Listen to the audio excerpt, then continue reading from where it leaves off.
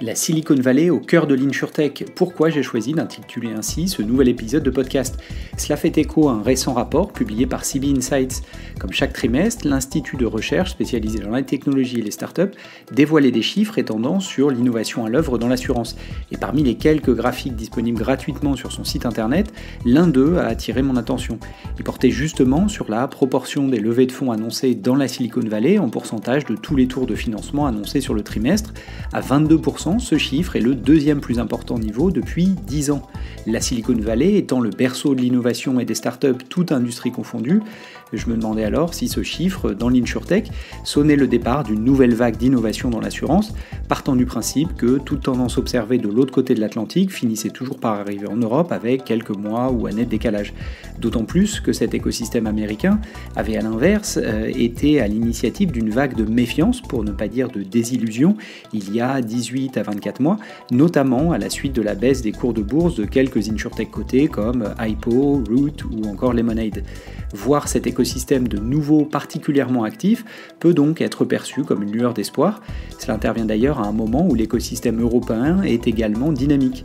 Si vous suivez régulièrement ce podcast, vous vous souvenez peut-être de l'enthousiasme que j'avais perçu lors de la conférence InsurTech Insight à Londres. Vous vous souvenez peut-être aussi de la revue des deals annoncée en avril qui constatait également un rebond sur ce marché. Je me suis donc dit que c'était l'occasion de mettre les projecteurs sur 3 tendances qui me semblent structurer l'innovation dans l'assurance en ce moment, ou à minima des tendances technologiques qui sont prometteuses pour le futur de l'assurance si elles venaient effectivement à se matérialiser.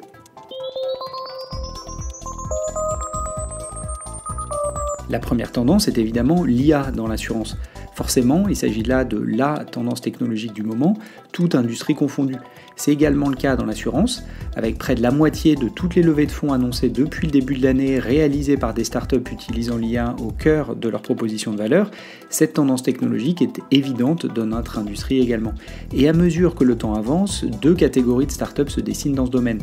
D'un côté, quelques startups mettent en avant une proposition de valeur spécifique, soit sur une ligne de produits, soit sur une section particulière de la chaîne de valeur. C'est souvent sur la gestion de sinistres ou la relation de clients au sens large que ces startups se positionnent initialement. La seconde catégorie d'acteurs, plus fournis, réunit des startups qui mettent d'abord en avant la technologie, l'IA, au service de l'assurance. Elles utilisent des communications plus larges et moins spécifiques, prévoyant de co-créer aux côtés des acteurs en place des outils qui répondront à leurs besoins. C'est la notion d'IA dans l'assurance, et je mets à dessein entre guillemets, qui fait le positionnement de la startup.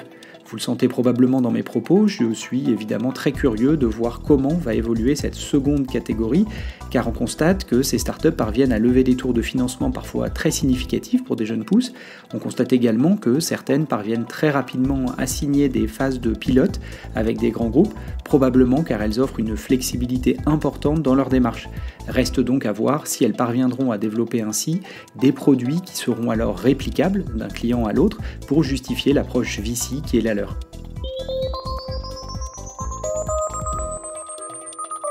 La seconde tendance à l'œuvre en matière d'innovation dans l'assurance est un pivot assez important des investissements vers les startups B2B, startups qui développent de la technologie au service des acteurs en place. Là encore, si vous suivez régulièrement ce podcast, vous vous souvenez peut-être qu'il y a un an déjà, je soulignais la manière dont le marché du VC avait pivoté du financement de 2 modèles d'InsurTech très spécifiques, les acteurs de la distribution directe et ceux disposant d'un agrément d'assurance, pour financer après le retournement de marché, surtout des modèles différents de cette première vague d'innovation, à savoir des startups positionnées sur d'autres sections de la chaîne de valeur que la distribution, et donc des startups B2B. Là encore, depuis le début de l'année, la tendance est très marquée en Europe, puisque plus de la moitié de toutes les levées de fonds annoncées à date concernent des startups B2B. Cela résonne forcément avec la tendance précédente autour de l'IA, puisque la majorité de ces acteurs développant de l'IA dans l'assurance le font au service des acteurs historiques.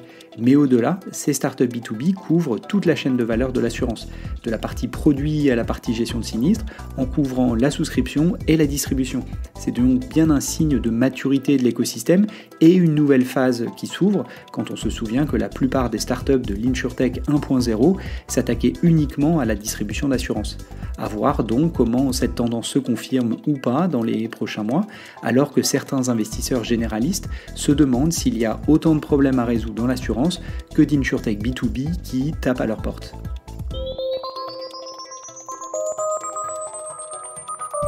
La troisième tendance à l'œuvre concerne les nouveaux défis en matière de risques qui se présentent aux assureurs et réassureurs.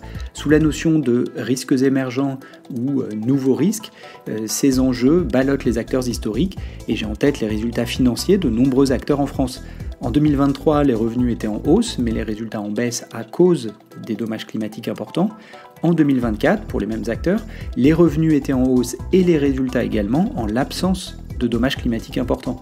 De manière malicieuse, on pourrait en conclure que les PNL des assureurs se jouent à coups de dés en croisant les doigts pour ne pas avoir à subir de dommages importants. Plus sérieusement, cela nous laisse penser que la technologie, les données, doivent pouvoir être utiles à l'industrie pour construire un futur plus serein, plus résilient. Car au-delà du risque climatique, bon nombre d'autres s'empilent et viennent mettre au défi tous les acteurs du marché, quel que soit leur positionnement, comme le risque cyber, les risques liés aux actifs digitaux, au mieux vieillir, aux arnaques financières ou à la bascule vers le véhicule électrique. Tous ne concernent pas tous les acteurs, mais tous les acteurs sont concernés par certains de ces défis. Et les startups utilisant notamment la donnée et les algorithmes pour innover au niveau du produit même d'assurance, en ciblant une section spécifique du marché, une niche, ces acteurs se multiplient et l'on voit régulièrement de tels acteurs annoncer des levées de fonds partout en Europe, même si l'Angleterre est surpondérée de ce point de vue. Reste à voir comment le marché parvient à financer ces acteurs qui apportent une valeur ajoutée certaine à l'industrie, mais qui pourraient rencontrer rapidement un plafond de verre, limitant par définition leurs revenus et donc leur valeur à la revente.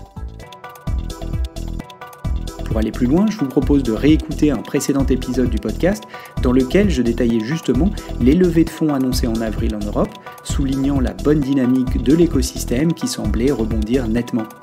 À bientôt!